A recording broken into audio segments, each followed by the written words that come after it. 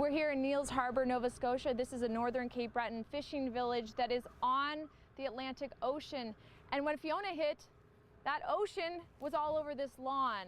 A Shed's Landing is no longer there. The shed is over here. There are boulders on the lawn, and the person who manages this property tells us that the waves went up as high as this roof.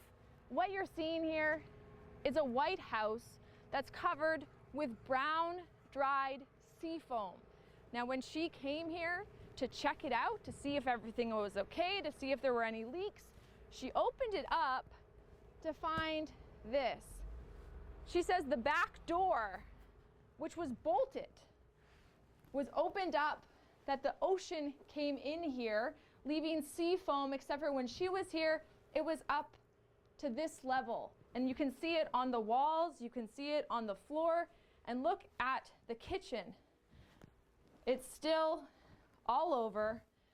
Just so much devastation here in Nova Scotia, especially Cape Breton.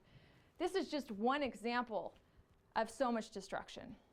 Sarah Plowman, CTV News, Neils Harbor, Nova Scotia. We need an emergency alert put out for West Hants area. 1:12 a.m. July 22nd in West Hants. As firefighters rushed to calls amid flash flooding, Colton Cisco's mother Tara was at work, listening, waiting. I heard them begging, essentially is what it sounded like, was begging for an emergency alert. About an hour went by, still no alert. At 2:28 a.m., she contacted Colton's father, Chris Cisco, to warn them both. And woke him up. He said he was in water. I could hear the panic in his voice. Cisco then called Chris's neighbors, the Harnishes. The group tried to flee, but by now were surrounded by a rushing river. And the truck was lifted up, and then they went in the water. At 3:06, the alert came out.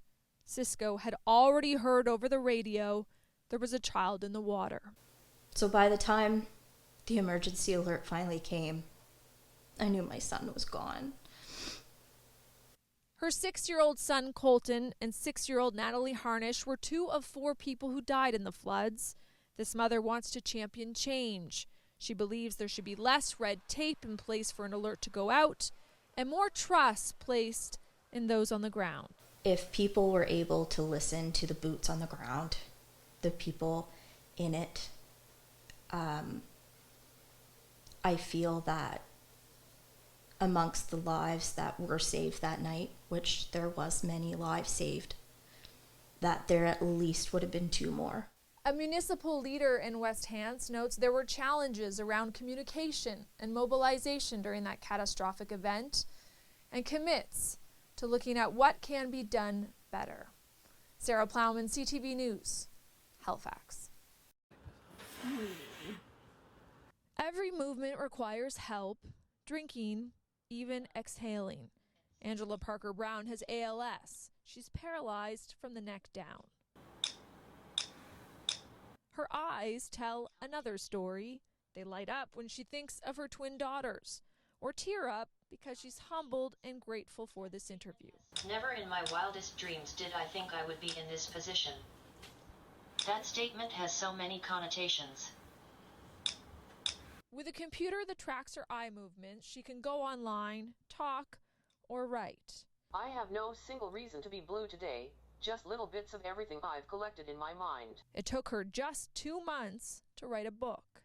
I wanted to share my journey, and how my journey with ALS has come to open my mind to an entirely new world of possibilities.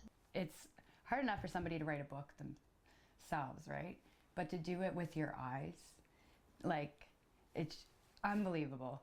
She wrote of her life, how it can all take on new meaning in the blink of an eye, like when she was diagnosed 4 years ago. So even though the physical part changed, inside never changed. Joanne McNutt says her friend has always been a positive person, but she's not only battling the disease, but her fears.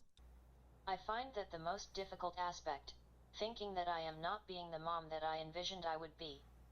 In saying that, ALS has changed my life in a sense that I am showing my girls how to live through adversity.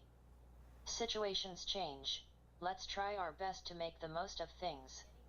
Let's do things a different way. So in actuality, in a different way, I have become the mom I envisioned myself to be. Determination that's been noticed with a Queen's Diamond Jubilee pin and scroll. To hear my daughter tell me that she is proud of me is worth it all. Focused on what she's gained and not what she's lost. Sarah Plowman, CTV News, Truro, Nova Scotia.